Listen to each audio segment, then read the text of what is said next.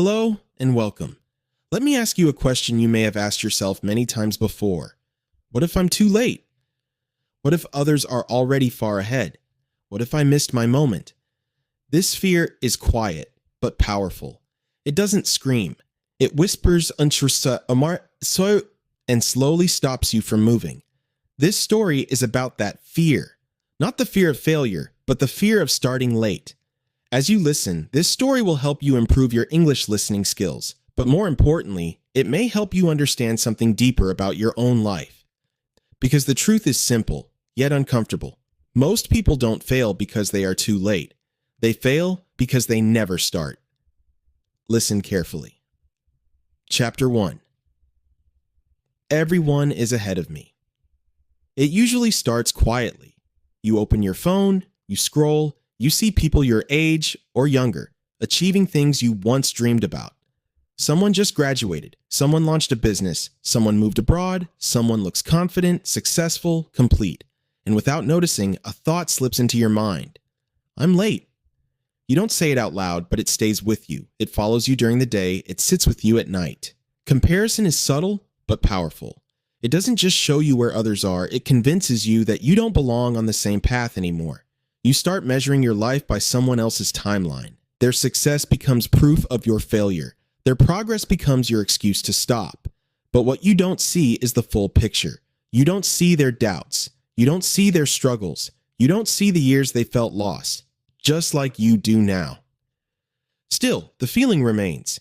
Everyone is ahead of me, so what's the point? And slowly, without realizing it, you begin to wait. Not because you can't move, but because you're afraid it's already too late. Chapter 2. The Lie About Time. Time feels cruel when you're standing still. It whispers the same message again and again. You should have started earlier. You look at the years behind you and imagine all the moments you wasted, all the chances you didn't take, all the versions of yourself that never happened. And slowly, time turns into a judge. But here's the lie. Time is not a door that closes forever. It is not a race where the fastest always wins. It is not something that rewards only the early starters. We are taught to believe there is a perfect age for everything. A perfect age to learn, to succeed, to begin. But real life doesn't follow timelines. It follows decisions. Most people don't fall behind because they are late. They fall behind because they believe the lie, that starting now is pointless. Time doesn't punish you for starting late. It punishes you for never starting at all. The moment you decide to begin, time stops being your enemy and becomes your ally.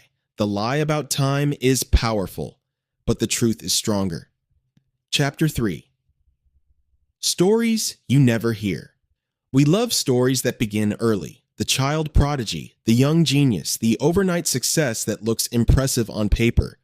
But those stories are loud and incomplete. What you rarely hear about are the people who started late. Not because they lacked ability, but because life got in the way. They worked jobs they didn't love. They carried responsibilities early. They spent years unsure of who they were. No headlines were written about them. Yet quietly, many of them began again. In their 30s, 40s, even later. They learned after work. They practiced when no one was watching. They failed in silence. And slowly, something changed. Not the clock, not their age, their commitment. The world didn't care when they started. It cared that they kept going. You don't hear these stories because they aren't dramatic. They are steady, human, but they prove something important. Your beginning doesn't need permission. It only needs honesty and courage. Chapter 4. The real cost of waiting. Waiting feels safe. You tell yourself, I'll start when I'm ready. When I have more time. When things are clearer. It sounds reasonable, it feels responsible, but waiting has a cost. While you wait, days pass quietly. Weeks turn into months. Months become years. Nothing dramatic happens, and that's the danger. You don't lose everything at once. You lose it slowly. Confidence, momentum, belief in yourself. The hardest part is this. The longer you wait, the heavier the first step feels. Not because the task is harder, but because doubt has had time to grow. People who move forward aren't fearless. They're just tired of waiting. They understand something most people don't. Clarity doesn't come before action, it comes from action. You don't wake up one day ready. You become ready by beginning. The real cost of waiting is not failure. It's never finding out who you could have become. Chapter 5. Small Steps, Real Change. Big changes feel scary, so scary that many people never even try. They wait for motivation, confidence, or the perfect moment. But real change doesn't start big. It starts small. A 5-minute effort, one honest decision, one uncomfortable action. Small steps feel almost pointless at first. You might think, this won't change anything. But that thought is wrong. Small steps do something powerful. They break the habit of staying still. Each small action sends a quiet message to your mind. I can move. I'm not stuck. I'm choosing progress. And over time, something changes. The steps connect. The fear weakens. The direction becomes clearer. You don't need to know the whole path. You only need to take the next step. People who succeed are not faster or smarter. They are consistent. They show up on ordinary days when no one is watching, when motivation is low. Small steps taken daily become real change, and one day you look back and realize you didn't suddenly transform. You simply kept going. Chapter 6. Becoming someone new. Change doesn't arrive in one dramatic moment. There is no single day when everything suddenly feels easy. No loud announcement that says, you are a new person now. It happens quietly. One day, you react differently than before. You choose calm instead of anger, action instead of delay, hope instead of doubt, and you barely notice it. Becoming someone new is not about pretending. It's about repetition. You repeat small, honest actions until they feel natural, until your mind stops resisting, until your habits start working for you. The old version of you doesn't disappear. It simply loses control. Fear still speaks, but you don't obey it anymore. You understand something important now. Growth is not about being perfect. It's about being aware of your thoughts, aware of your choices, aware that every day gives you another chance.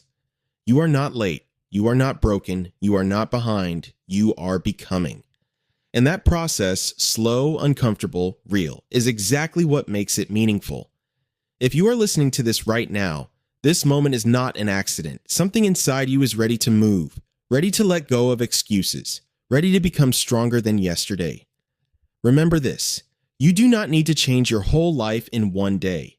You only need to take one honest step. Even the smallest step counts. Even slow progress is progress. There will be days when you feel tired, days when you doubt yourself. That does not mean you are failing. It means you are human. But every time you stand up again, you are proving something powerful. You are in control of your direction.